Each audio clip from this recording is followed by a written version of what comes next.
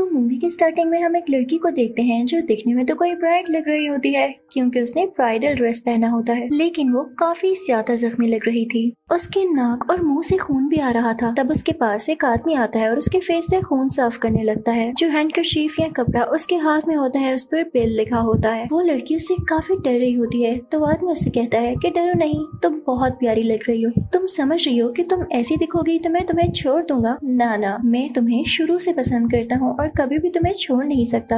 अब इससे पहले कि वो ब्राइड कुछ बोल पाती, वहाँ फायरिंग स्टार्ट हो जाती है। फिर यहाँ से सीन चेंज होता है और हमें एक लड़की कार ड्राइव करते हुए दिखाई जाती है और ये लड़की वही ब्राइड होती है जो स्टार्टिंग में हमने देखी। ये घर में जाती है और वहाँ की बेल रिंग करती है। अंदर से एक लेडी बाहर आती है जिसका नाम वर्निटा होता है। वो औरत ब्राइड को देख के काफी अजीब एक्सप्रेशन देती है। ब्राइड अब अंदर चली जाती है। दोनों के पास नाइफ थी और नाइफ एक दूसरे को दिखाते हुए ये दोनों लड़कियां आपस में लड़ाई करने लगती हैं। ये सीन काफी अनएक्सपेक्टेड था। ये फाइट काफी बढ़ जाती है और दोनों लेडीज गुस्से में होती हैं। घर की काफी चीजों का नुकसान भी होता है। तभी इनको खिड़की से नजर आता है कि वर्निटा की बेटी स्कूल ऑफ होने के बाद घर के अंदर आ रही होती है। ये दोनों यानी ब्राइड और वर्निटा अपनी अपनी नाइफ छुपा लेती हैं कि कहीं बच्ची डर न जाए। अब वर्निटा अपनी बेटी से कहती है कि बेटा आप ऊपर अपने रूम में जाओ और जब तक मामा आपको नीचे न बुलाएं आप नीचे मत आना। तो अब ब्राइड भी उस छोटी बच्ची से बातें करने लगती है। वो उसकी एज पूछती है। जब वो कहती है कि मैं 4 साल की हूँ तो ब्राइड काफी सैड होकर कहती है कि अगर मेरी बेटी जिंदा होती तो वो भी 4 साल की होती। यहाँ हमें पता चलता है कि ब्राइड की फैमिली को कुछ हो चुका है।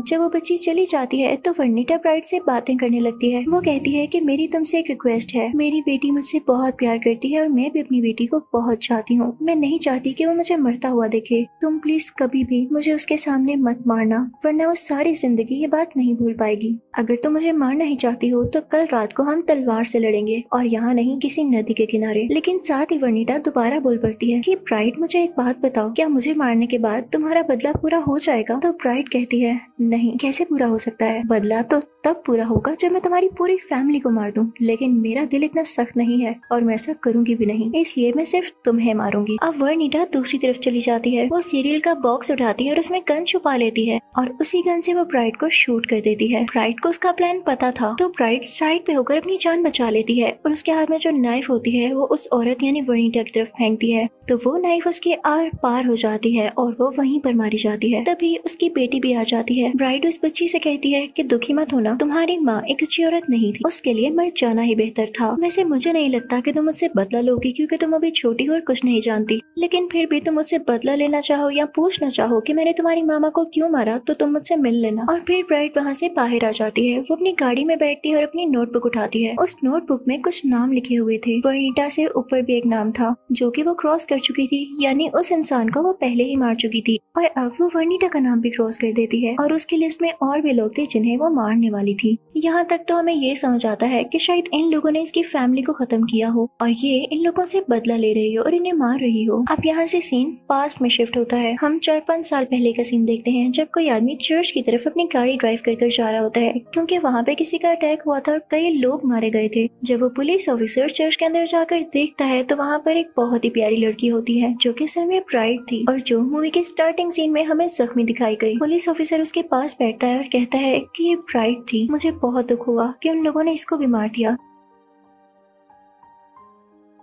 लेकिन तभी उसको फील होता है कि वो जिंदा है तो उसको फौरन से हॉस्पिटल भिजवा देता है। अब हम ब्राइड को देखते हैं, उसके मुंह से सारा खून साफ कर दिया गया था और वो हॉस्पिटल में थी। तभी वहाँ पर किसी नर्स के ड्रेस में एक लड़की आती है और उसके पास एक पॉइजन का इंजेक्शन होता है। वो लड़की सीधा ब्राइड के पास आती है और उसमें वो पॉइजनस इंजेक्शन इंजेक्ट करने लगती है कि तभी उसे किसी की कॉल आती है और वो उस नर्स से पूछता है कि अभी तक तुमने वो इंजेक्शन तो नहीं लगाया उसे? तो नर्स कहती है कि नहीं अभी तक नहीं लगाया, जल्दी बोलो। तो आदमी कहता है कि अभी बेहोश है, तुम चाहो तो अभी इंजेक्शन ना लगाओ, बल्कि जब ये ठीक हो जाए तब लगा देना, तब ज्यादा मजा आएगा। तो नर्स कहती है कि ठीक है बाद में लगा देंगे। वो नर्स काफी अजीब दिख रही होती है। उसके बाद वो वहाँ से चली जाती है। अब 4 साल गुजर जाते हैं और वो वैसे ही होती है, यानी ब्राइड उस इंसिडेंट के बाद कोमे की हालत में जा चुकी थी, यानी बिल्कुल पैरालाइज हो चुकी थी, उसे कुछ फील नहीं होता था। लेकिन अचानक हम देखते हैं कि उसकी बॉडी पर एक मच्छर आकर बैठता है और जैसे ही उसका खून पीने लगता है तो ब्राइड की आंख खुल जाती है। वो फौरन से उठकर बैठ जाती है। उसे सारा पास्ट याद आने लगता है कि कैसे उसकी शादी हो रही थी और कैसे अटैक हुआ, कैसे सारे लोग मारे गए, उसकी शादी रुक गई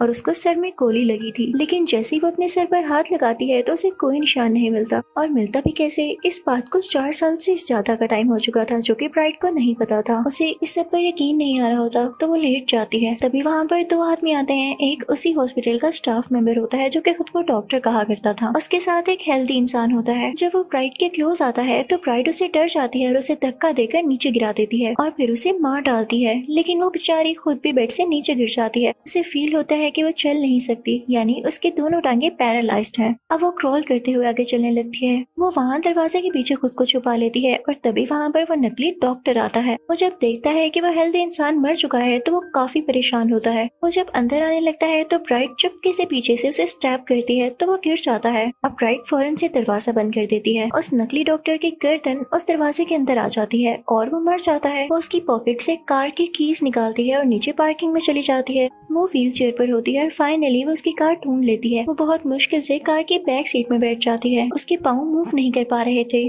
तो वो अपने पाँव से कहने लगी थी कि प्लीज हिलो, तुम्हें मूव करना होगा। यानी वो खुद को इनकरेज कर रही होती है खुद से बातें करके, और वो बहुत ट्राई करती है कि वो अपने पाँव मूव कर ले। इसी तरह उसे वहाँ पे 13 घंटे हो जाते हैं, यानी 13 आवर्स। फाइनली वो अपना पाँव मूव कर लेती है। उसके पाँव अब ठीक से मूव कर पा रहे थे तो वो गाड़ी की फ्रंट सीट पर आ जाती है और गाड़ी चलाकर हॉस्पिटल से बाहर ले आती है। उसको उन सब लोगों के विजन्स आ रहे होते हैं जिन जिन लोगों ने उसके साथ बुरा किया और वो इस हालत तक पहुंची। उसमें 4 लोग होते हैं, 3 लड़कियां और एक लड़का, जिसमें से एक तो वर्निटा थी और एक वो लड़की जिसको वो सबसे पहले मार चुकी है। जब हमें प्रेजेंट का सीन दिखाया गया, अब पीछे एक लड़का और एक और लड़की बची है, लेकिन अभी भी स्टोरी पास्ट में ही चल रही है। अब जब ब्राइट हॉस्पिटल से बाहर आ जाती है तो वो किसी के पास तलवारबाजी सीखने चाहती है, यानी स्वर्ड को कैसे चलाना है वो सीखने चाहती है। वो आदमी उसे काफी अच्छी स्वर्ड भी बनाकर देता है जिससे वो लड़ने वाली थी और उन सब लोगों को मारने वाली थी। लेकिन जिस पहली और जापानीज लड़की को उसने मारना था, उसको मारना इतना आसान नहीं था क्योंकि वो बहुत बड़ी गैंगस्टर बन चुकी थी। लेकिन ब्राइट अब डरने वाली नहीं थी, उसने अपना बदला लेना था। वो वहाँ से सीधा प्लेन पकड़ती है और किसी और मुल्क आ जाती है जहाँ पे वो जापानीज लड़की रह रही थी। उसके काफी सर्वेंट्स थे। ब्राइट को पता चलता है कि आजकल वो किसी होटल में रुकी हुई है। ब्राइट फौरन से वहाँ जाती है। वहाँ काफी सिक्योरिटी होती है।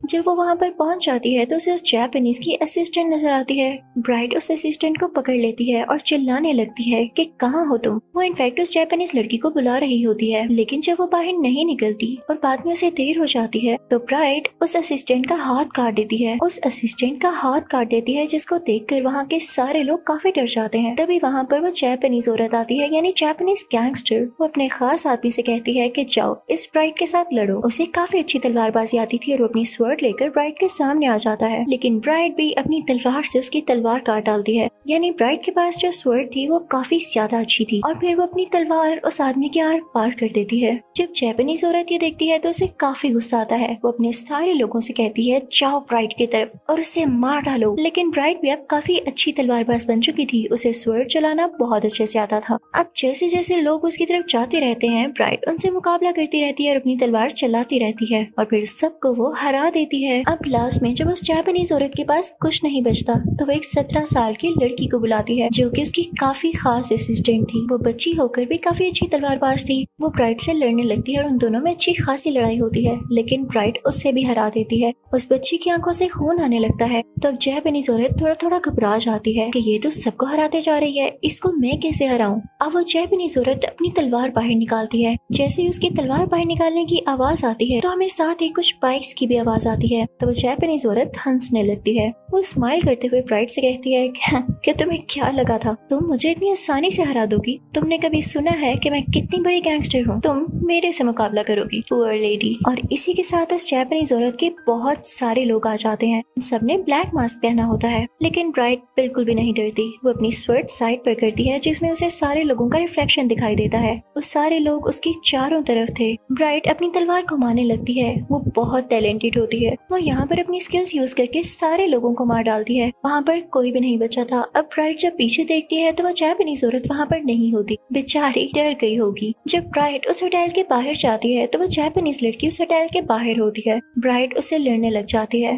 बाहर बर्फ पड़ी होती है और इन दोनों में काफी कमाल की लड़ाई होती है। पहले तो वो जापानीज औरत इस ब्राइड को काफी ज्यादा हर्ट करती है, लेकिन शुरू में ब्राइड भी चुपचाप उसे देख रही होती है कि कब वो थके और कब मैं उस पर अटैक करूं। और ऐसा ही होता है। शुरू में तो वो जापानीज औरत उस पर काफी अटैक्स करने की कोशिश करती है, लेकिन फिर वो टाइम आ जाता है जब ब्राइड खुद उस पर अटैक करती है। वो पहली ही बार में उसे स्टैब कर देती है और फिर दूसरी बार में ब्राइड अपनी तलवार से उस जापानीज औरत का सर उड़ा देती है, जो कि दूर बर्फ में जाकर गिरता है। यानी ब्राइड अब सक्सेसफुल हो चुकी थी उस जापानीज औरत को मारने में। उसके बाद ब्राइड उसके असिस्टेंट को लाती है जिसका हाथ उसने काट डाला था। उसका काफी खून निकल रहा था। वो उसे बाहर बर्फ में तड़पता हुआ फेंक देती है और यहाँ पर हम पे ये रिवील होता है कि इन सब के पीछे बिल होता है जिसने ये ऑर्डर दिया था। और फिर उसके बाद वो दोबारा से एयरप्लेन में बैठ जाती है कहीं और जाने के लिए, और वहाँ पे वो अपनी नोटबुक में 5 लोगों का नाम लिखती है और उसके ऊपर हेडिंग देती है डेथ लिस्ट, यानी वो इन 5 लोगों को मारने वाली थी, जिसमें से सबसे पहला नाम उस जापानीज औरत का था, सेकंड पे वनिता थी और फिर थर्ड और फोर्थ छोड़ के 5th नंबर पर बिल का नाम था, जो कि इन सब का लीडर था। और ब्राइड को जख्मी करने के पीछे भी उसी का हाथ था। ब्राइड को पॉइजनस इंजेक्शन भी वही देना चाहता था।